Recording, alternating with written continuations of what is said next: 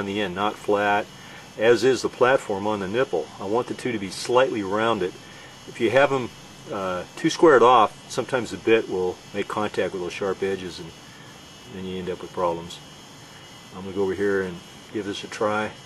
I kind of build the pressure up real slow, averaging about 90–95% success per flute, and that's typically when I'm doing a lot of it. I haven't been doing a lot of it, but I feel pretty good about this. It looks good. Try to make a good nipple, so we'll see what we get out of this thing. Okay, here we go. I'm doing this on the ground because it takes a whole lot of force to get these things to release, and if you do it on a table, the table's just too unstable, and you end up with problems. Everything's got to be real secure, rigid. I typically just sit alongside of it here like this. I grab these sticks. Probably can't see all of that, but I've got both sticks and with both levers. I'm pushing down, building up force, and I take quite a while to do this. You hear these little noises, and I just slowly do it. If I hear any funny noises, I'll take it off and rebuild the nipple, which adds to the success rate. Start putting more and more downward force, and then I'll just push back on this upright to get it to release. And we're about 2/3 of the way there. Okay, here we go.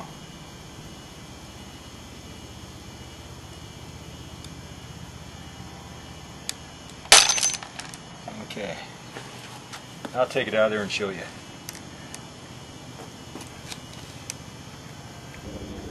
Okay, here's our flute. It's not bad. It went about halfway. It's nice and wide. It's a pretty good flute if we can do that on this side, and then we have a really nice Clovis. And then I'll just touch it up a little bit and it'll be done, and we'll try and demonstrate a shorter point for you. So,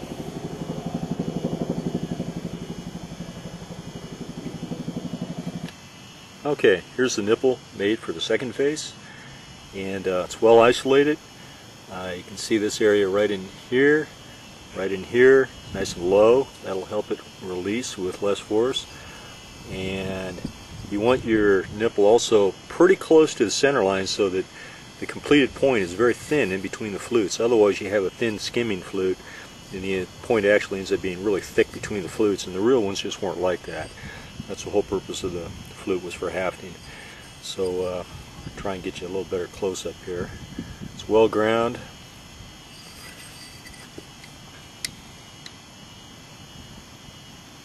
Hopefully that shows it there pretty good. And I'll set it up in the fluting device and we'll give it another try here.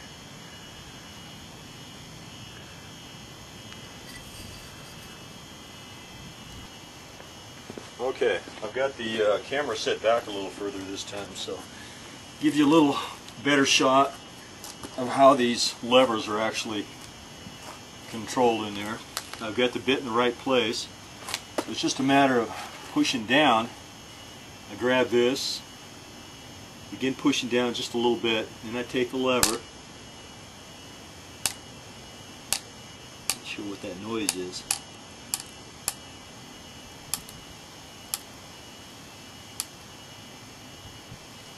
I think it's just the tip down there. There's some flakes underneath it.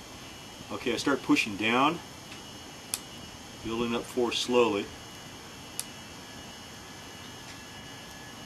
You can tell a lot by the sounds as to what's going on and the amount of force. If it exceeds a certain amount, I'll take it out and rework the nipple. Okay, here we go.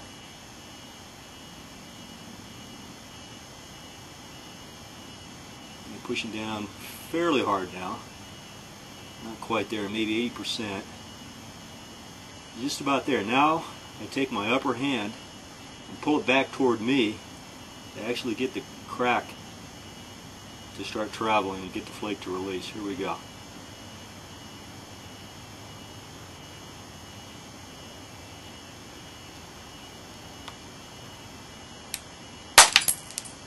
Okay. Sounded good.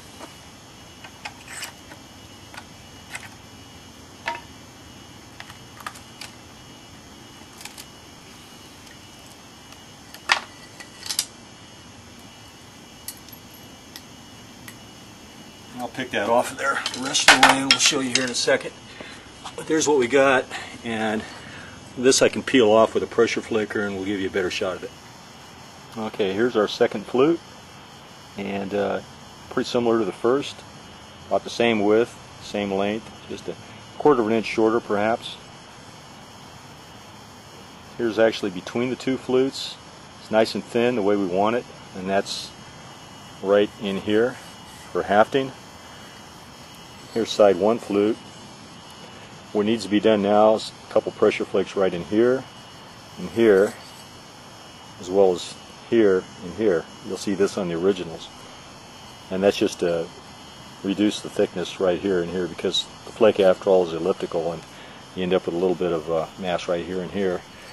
And then haven't done any pressure flaking on this, so take a few little pressure flakes off the edge, or a guy can skip that. Probably most of the Clovises did not have any secondary touch-up after. And that's pretty much it. In a minute here, probably tomorrow, it's getting kind of late, I'll demonstrate how to make a nipple, how to make a fulsome or a smaller point, and that'll be it. Here's the finished point. A little bit of pressure flaking taken in here and in there on both sides of the flute. The flute has a real sharp edge for hafting, and same thing over here, a little bit of flaking done over both sides of the flute channel. Resharpen the tip since I had that ground down. Ordinarily you wouldn't have to do that if you were percussion fluting, but we'll move on to a smaller Clovis now. Okay, here's the next one. We're going to flute. This one here is Pedernelli's Flint. It's raw. It's from Texas. Sort of a root beer looking stuff. And I'm going to try and get a long flute. Close to the tip, but not all the way. It's not going to be a fulsome, but something similar to a Cumberland or a long fluted Eastern style Clovis. And going to have to bring in the edges a little bit more on this. It's got to have a really good convexity, more pressure flaking. We didn't do any pressure flaking on the previous one, but typically if I want a really long flute, I'm going to pressure flake the edges here to get this edge really straight and to get this surface right here really smooth. You don't want any dips or anything like that in there. Same with this surface right here. And then we'll go ahead and we'll show you how to make a nipple on here. So I'll bring it in a little bit and we'll do that. Here's our preform.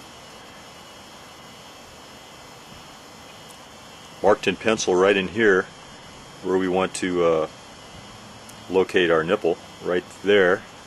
So we'll take a few little flakes on this side of the nipple, a few little on this side of the nipple, on this face, and we'll have to do that twice to get this area on either side of the nipple lowered down. We want to angle our flakes out in this direction so that they don't come and create a weak nipple here or a low spot over in this area just beyond the nipple. We've got nice smooth contours all along in here from the base to the tip. I don't know if this will show it any better, but yeah, it's kind of hard to do. Same thing over here. Do have a couple little low spots. I'd like to get a flute to go like 2/3, maybe all the way to the tip. We'll see what we get here. First we'll just make the nipple.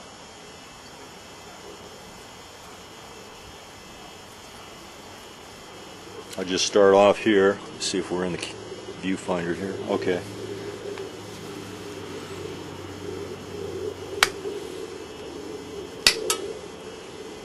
These aren't big flakes. I'm not trying to shoot them very far. I'm just trying to identify the nipple.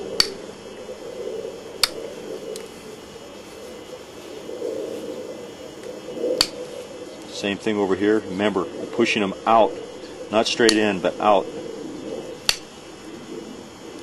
I think that's kind of important. I didn't used to do that, and I learned after a while that it really helps to do that.